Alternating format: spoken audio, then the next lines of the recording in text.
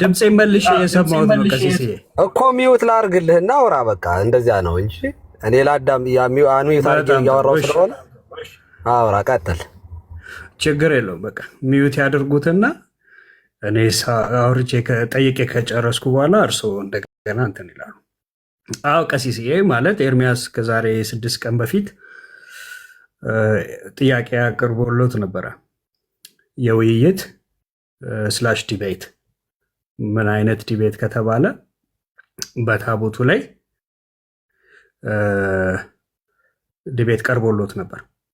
በቤተክርስቲያኒቱ ነገር መጽሐፍትን የቤተክርስቲያኒቱን መጽሐፍት ጨምሮ በሱ ላይ እንግዲህ የተመቾት ቦታ ላይ እንግዲህ ሞዴሬት የሚያደርጉ ሰዎች ባሉበት ዲቤት ይደረግ ተብሎ ነበር እና እሱን እርሶ ይቀበላሉ ተብሎ የተጠበቀ የእርሶ ልጅ የሆነው ዘማርያም ደግሞ በጎን በኩል ሌላ ጥያቄ አቀረበ። እንግዲህ አንድ ጥያቄ መቼ ስለ ዲቤት ሲቀርብ ያ ሳይመለስ ሌላ ልጅ ደግሞ ተነስቶ ዲቤት ማቅረቡ ልክ ነው ብለን አናምነው እና እርሶ ይሄንን ዲቤት ይቀበላሉ ወይ ቀሲስ?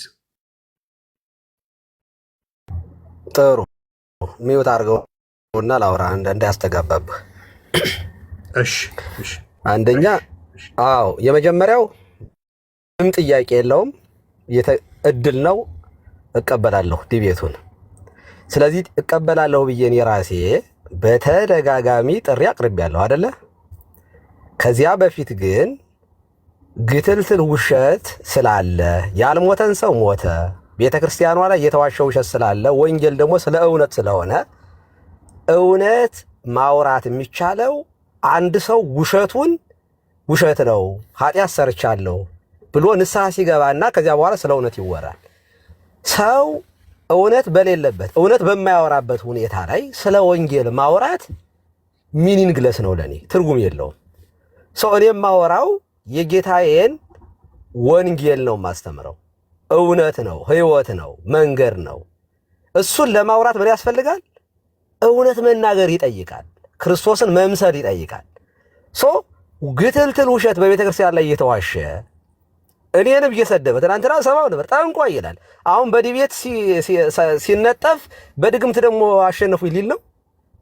እኔ በጣም ጠንቋይ መተተኛ ድግምተኛ ምናምን ሊስን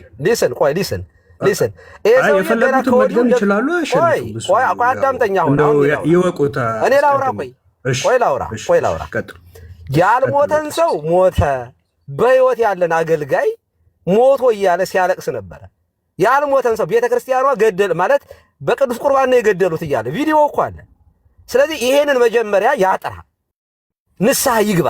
በጣም ሶሪ በህይወት ያለን ሰው ሞተ ጓደኛዬ ነው በማለቴ አፍሬያለሁ፣ ተሸማቀቄያለሁ እና ከዛ በኋላ በሚፈልገው ዲቤት እንገባለን። ያን ጊዜ ታቦት ይዤ ስወጣ እሱ ቃጭል እየመታ ከፊት ለፊት መሄድ እንችላለን፣ ስለ እምነቱ መነጋገር ስለሚቻል እንጂ ቤተክርስቲያኗን የካደ ክርስቶስን የካደን ሰው በቤተክርስቲያን ላይ የሚዋሽ ሰው ላይ ቀርቤ እንዲሰድበኝ ጠንቋይ እንዲለኝ ነው የምቀርበው። ለመሆን ጠንቋይ ነኝ ያለ ራሱ ነው ነበርኩ ያለው፣ ድግምተኛ ነበርኩ ያለ ራሱ ነው። እኔ ጥንቁልና የሚባል ነገር በህይወቴም አይቼም ሰምቼም አላቅም፣ በራሴ ህይወት ላይ ማለት ነው። ይሄ ጠንቋይ ምናምን እሱ እንደነገረኝ ጠንቋይ ነው ብሏል፣ መብቱ ነው። እሱ ምንድነው የነበረበትን ህይወት ስለሚያውቅ ሁሌ በድንጋጤ ነው የሚኖረው። እኔ ራሴ በጠላ ጠጥተውኝ አለ ይዚያን ቀን ድምጼ ተዘግቶ ነበር፣ ጌታን ስቀበል ድምጼ ተፈወሰ ነው ያለው። ዲቤቱን ተቀብየዋለሁ፣ ምንም ችግር የለውም። ግን መጀመሪያ የዋሸውን ውሸት አምኖ ሲቀበል በሚፈልገው ርዕስ ወደ ዲቤቱ እንሄዳለን። ንስሐ ይግባ መጀመሪያ፣ አለበለዚያ እኔ ከሚዋሽ ሰው ጋር ዲቤት አልገባም። ቴንክ ዩ።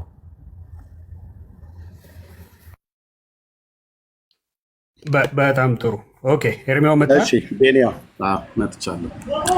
እሺ እንኳን ደህና መጣህ ቀሲስ በኩል። አሁን አንተን አንቱ ብዬ ለመጥራት ስለምቸገር ሌሎችን አባቶች አንቱ ብዬ በምጠራበት አንተን ለማለት ህሊና አይፈቅድልኝም። ስለዚህ ይህን ጥያቄ ጠይቀሃለሁ። ምን አይነት ጥያቄ ነው የምጠይቅህ? ያለሞተ ሰው ሞቷል ብለህ ተናግረሃል ነው ብለህ ያልከኝ። እኔ የሞታው አብሮ አደጌ እንደምሰማችሁት ወንድሞቼ እና እህቶቼ ዲያቆን አበበ ጉልላት በህረ ነው የሚባለው የአያቱ ስም። እሱ የእናቱን ስም ይንገረኝ አውቀዋለሁ ብሎ ስላለ ማለት ነው። ቀሲስ በኩሉ ማይከፍተህ የእናቱ ስምና ስንት ወንድሞች ስንት እህቶች እንዳሉት ስሙን ሜንሽን ያደረኩት ያልተለወጠ ሰው ነው። እናቱ ማን ትባላለች? የት አካባቢ ነው የሚኖሩት? ስንት ወንድሞች ስንት እህቶች አሉት? አውቀዋለሁ ብለኸኛል። ማይክ ክፈትና አውራኝ። በጣም ጥሩ። አሁን አንተ አብሮ አደጌ ስሙት እያልክ ያሰማው ሰው አዳምጥ፣ መጀመሪያ ሚዩት አድርጌያለሁ። ጥያቄን ዳይቨርት እንዳታረገው ቀሲስ ድበኩሉ። ኦኬ፣ ያው ቀሲስ ብዬ ቅስናህን አከብርልሃለሁ፣ ግን አንተን አንቱ ብዬ ለመጥራት በክህነትህ ስለተቸገርኩ ማለት ነው። እዚህ 1200 ሰው ፊት የምጠይቅህ እኔ ስሙን የጠራሁትኝ አብሮ አደጌ ዲያቆን አበበ ጉልላት በህረ ይባላል ያሉስ። ኦኬ፣ አንተ አውቀዋለሁ በሞተው ጓደኛህ ሬሳ ላይ ዲቤት ላድርግ በሬሳ ላይ ዲቤት ላድርግ ብለህ የኢትዮጵያ ኦርቶዶክስ ተዋሕዶ ቤተክርስቲያንን የምታሰድብ አሰዳቢ ሰው ለመጀመሪያ ጊዜ በሞተ ሰው ሬሳ ላይ ዲቤት ላድርግ ብለህ የጠራኸኝ ሰው ነህ። ኦኬ፣ እኔ ውጭ ሀገር የምኖረው አንተም ውጭ ሀገር የምትኖረው ከሀገራችን ከወጣን የተለያየ ጊዜ ነው። እኔ ወደ 14 ዓመቴ ነው። በእነዚህ ሁሉ ዓመታቶች ውስጥ እንዳዛሉ ታሪካዊ አመጣጥ እያልካት ልጨርስ፣ አድምጠኝ፣ ልጨርስና እሰጥሃለሁ። በእነዚህ ያልሞተን ሰው ሞተ ብለሃል። ሰውየውን ይዤ እንመጣለሁ። አድምጠኝ ብራዘር። አንሚውት ማድረግ አትችልም። አንሚውት አታድርግ። የምታመጣው ሰው እኮ አድምጠኛ እየተደረገ ውሸትህን አሰጣልሃል። የምታመጣው ሰው ዲቤት ግባ፣ አበበ ጉልላት ዲቤት ግባ። አድምጠኝ፣ አድምጠኝና እናወራለን። ቆይ ሚዩት አታርጉት። አድምጠኝና እናወራለን። ኦኬ፣ አድምጠኝና ምንም ችግር የለው። አይደለም ሂስትሪ ታሪክ ያንተን ውሸት ለመስማት ፈቃደኛ አይደለም። አወራለህ እኮ አልኩህ። ተቀብያለሁ፣ ዲቤቱን ተቀብያለሁ። ቀን ምረት ታወራኛለህ። አድምጠኝ እኮ አልኩህ። ቀሲስ ዲበኩሉ ታሪክህን ያንተን ውሸት አላዳምጥም። ዲቤቱን ተቀብያለሁ። አረፋ መድፈቅ ጀመርክ። ተረጋጋና አውራኝ። አንተ ዲቤቱን ተቀብያለሁ። ቀን ቀጠሮው ያንተን ውሸት መስማት አልፈልግም። አድምጠኝ። ያንተን ግትልትልን የመስማት ግዴታ የለብኝም። ተቀብያለሁ። ዲቤቱን መቼ እንግባ? አድምጠኝ እኮ መቼ ዲቤቱ መቼ ይሁን? ቀኑን ንገረኝ። እንደዛ የለም። አሁን ቆይ አድምጠኝ። መልሰልኛል። በሬሳ ላይ ቀኑን ንገረኝ ነው የምልህ። ግትልትል ውሸትህን ባድዎውን ነው ማስቀር። አንተ እንደ ካህን ቄስ ነኝ ብለህ ያውም ደግሞ ዲያቆን ነኝ እያልክ የዋሸህ ገና ከጸሎተ ማርያም ነው የምጀምርልህ። ያቆነኝ እያልክ ምትዋቸው ውሸት እንዲህ አይነት ሰው ነው እንግዲህ ቤተክርስቲያን ነው። የ14 ዓመትን የውሸትህን አሰጣላለሁ እና በምትፈልገው ዲቤት እገባለሁ ካንተ ጋር። ለበበሉ እዚህ ያላችሁ 1500 ሰው ልበበሉ። ለስሙ ካህን ነው። አንተረጋጋ። ሪከርድ አድርጉት። መስማት ሳይሆን ሪከርድ ጭምራል።